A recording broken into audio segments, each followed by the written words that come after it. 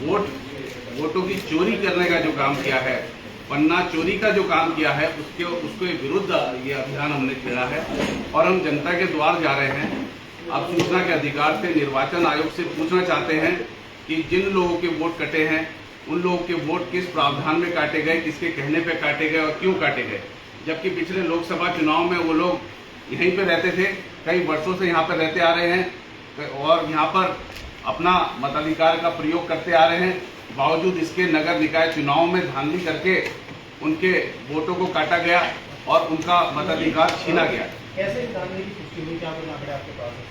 पुष्टि इस प्रकार से हुई कि कई हजार वोट कटने की शिकायत हमारे पास आई है और जिसको लेकर हम लोगों के पास अब जा रहे हैं और ये पुष्टि हम चुनाव आयोग से अब करेंगे कि जाके सूचना के अधिकार के माध्यम से कि क्यों उनके वोट काटे गए, क्योंकि शिकायतें मिल रही हैं और ये देख रहे हैं आप कि किस प्रकार से महंगाई, बेरोजगारी चरम पर है और बावजूद इसके बीजेपी को अप्रत्याशित जीत मिल रही है। तो इसका कारण पीछे जो है पूरा सिस्टम को इन्होंने हाईजैक किया हुआ है और षड्यंत्र करके वोटों की चोरी करने का काम जो भाजपा कर रही है उसके खिलाफ मेरा वोट मेरा अधिकार अभियान शुरू किया।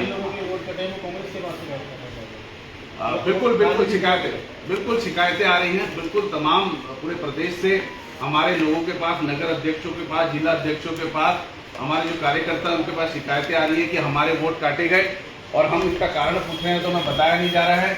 जबकि निर्वाचन आयोग के एक स्पष्ट गाइडलाइन है कि एक फॉर्म 7 भरा जाएगा पहले, उसके बाद वोट काटने की प्रक्रिया की जाएगी। पर बीएलओ के साथ मिलकर विधायकों ने और जनप्रतिनिधियों ने पूरे सिस्टम का दुरुपयोग करके भाजपा के और जनता का वोट काटने का जो काम किया है उसको लेकर हम जनता के द्वार जा रहे हैं और जल्दी हम जो है इस पे निर्वाचन आयोग के सामने सबूत के साथ पूरे हम सूचना के अधिकार के साथ खड़े होंगे और प्रश्न चिन्ह लगाएंगे कि इनके वोट क्यों काटे गए।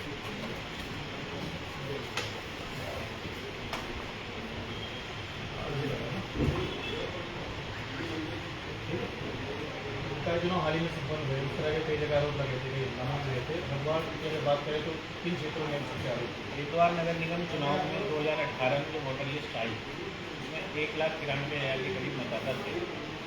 जब जनवरी 2024 में मतदाता सूची बनने का काम प्रारंभ हुआ, उसके बाद जब मई में प्रकाशन हुआ और उसके बाद जब नगर निगम ने आवेदन मांगे तो उस टाइम कुल वोटों की संख्या 1,55,000 दर्शाई गई, जो पुराने वोटरों से लगभग 38,000 कम थी। उस 38,000 को भरने के लिए जो धांधली करी गई है, वो जो साइकोलॉजिकल गेम खेला गया है, इस तरह से खेला गया है कि एक व्यक्ति का वोट 2 जगह बना दिया गया, अलग अलग बूथ पे बना दिया गया। वो जो नंबर गेम जो खेला है बीजेपी ने, वो नंबरों की जो फिलिंग करी है वो सिर्फ एक वोटर को 2 जगह बनाकर, ये एक वार्ड का प्रस्तुत है जिसमें 600 वोट हैं। जो 600 वोट एक जगह से 2 जगह, एक बूथ से दूसरे बूथ में शिफ्ट है एक ही व्यक्ति के। अब ये क्या और दूसरा, ये जो हमारा अभियान चल रहा है, हमारा अभियान है कि मतदाता जो बेशक मताधिकार उसका होता है, 18 वर्ष की आयु में जो पूर्ण कर लेता है उसको मतदान डालने का अधिकार प्राप्त होता है। जो लोकसभा और विधानसभाओं में जो मतदाता रखते हैं उनके किस आधार पर नगर निगम की वोटर लिस्ट में वोट काटे गए।